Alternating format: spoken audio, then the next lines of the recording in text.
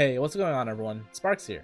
With the November schedule out, I figured I'd just make a quick video going over what we've got in store for us and how I feel about them and how I'm planning on going about it. So first we've got the Halloween campaign, the Abyss Memoria, and the VVLD banner.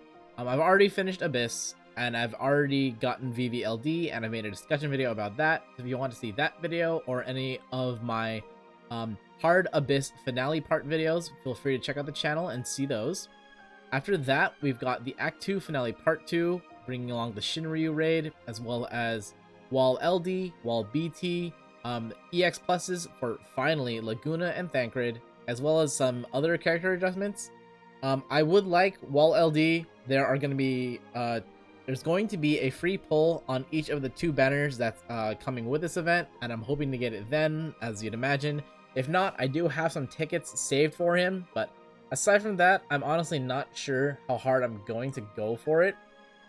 I would like it, but in terms of tanks and other defensive units, I do have plenty.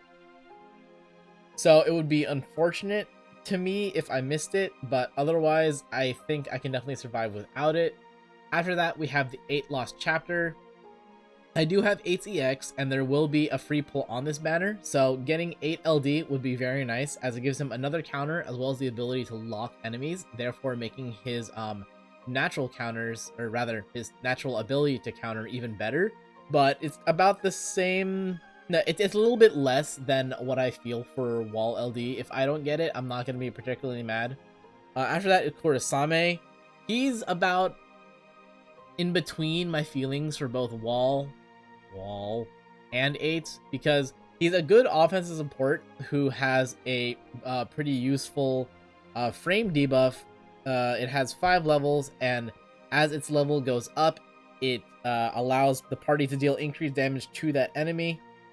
So he helps out a lot in terms of offense and overall like damage per time, but I don't know. His banner is kind of poopy, and it'll be at the end of the Wall LD period and then going into the next event period. So I don't necessarily know right now. I might use some tickets that I get from here, Ultimate Bahamut on Kurosame, but honestly, I'm also planning on hopefully ticketing Lightning LD, which I believe should be expected next month. So we'll see. Speaking of, that brings us to Ultimate Bahamut, which brings along Kuja LD, Kuja BT, Kuja rework, and I think that's it. I think that's it in terms of reworks. Kuja LD is good. It's really strong. His rework is very minimal. It only affects Ring Holy, I believe. It gives him a bit, oddly enough, a bit of party support via like party Holy enchant, as well as the ability to, as well as his rework giving him a Holy Imperil. So it's definitely not bad.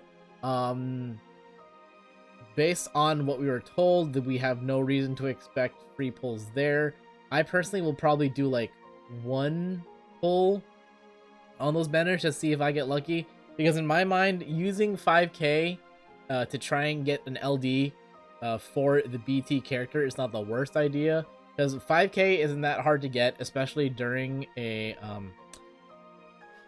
super synergy period. That's like 10, 15, that's like 18 characters or so. Yeah. And yeah, if you manage to get the LD and you have the EX, then you have at least 1 character built for the next for that event and then the next 2 events, especially considering that we'll be getting Lufenia with the Act 2 Finale Part 2. So all of these will have Lufenias, and as you'd imagine, the highlight character for each of them, well, I guess most noticeably starting at 8, because I believe the one for Wall LD is not super, it doesn't hone in on what Wall provides. The Lufenia Orb condition, as you'd imagine, is fairly well handled by the main highlight character. Dimensions End 17, I currently have a team planned of Orin, Gabranth, and Beatrix. It's kind of weird, but I put 2 ingots into Orin during Squall BT, and I never even managed to finish that challenge quest properly, so that's unfortunate. So this is a little bit of me trying to recoup my losses, and also a little bit of, I may as well. Tier 17 is only 2 waves, and in the first wave, there's the wolves, or how should I phrase this? Tier 17 is the original location of those wolves from Abyss Perfectum. I believe it was Abyss Perfectum, where it was a pack of 3, and once the main wolf was lowered enough on HP, it turned on an aura that prevented party battery. So there isn't a lot of party battery within that team. There's basically only Beatrix. But they do have means of improving damage thanks to Gabranth, and overall split damage is not going to be that big of an issue. And also, Gabranth offers attack debuffs and party brave reduction, and Beatrix offers defense up. So hopefully I'm not going to be taking like any damage through either wave. Next we have Gao. No free pull for this.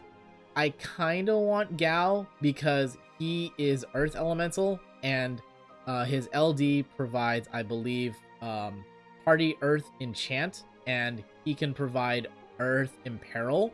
Earth is a comparatively rare element. It's mostly only held by like Gao and Guy, who should be coming in February, I believe. And as you can imagine, the Lefenias for both of them, they are affected most easily by Earth attacks. Not only that, Gao comes later on with his LD extension during the Act 3 Part 1 banner, opposite Onion Knight. I would like Onion Knight, so if I manage to get Gao here, that means that I can just go straight for Onion Knight on that banner. We'll see. There's going to be a big influx of resources thanks to Bahamut at that point, so who knows? I might get lucky, I might get sad. After that, we have Gladio. I will pity Gladio if need be. Yeah, that's all I'm going to say. He's a very good cover tank. He offers offensive auras, healing. He can negate brave and HP damage in like 99% of cases. And he has really strong means of countering party battery on the counter, as well as applying a debuff. He's really good. Black 5-day sale, that is mostly just for the people who spend a lot of money on this game. I only buy the $1 chests, the Kupol cards, and the Mog Pass, so that's not comparatively a lot, especially not to some of the people buying like these packs at full price.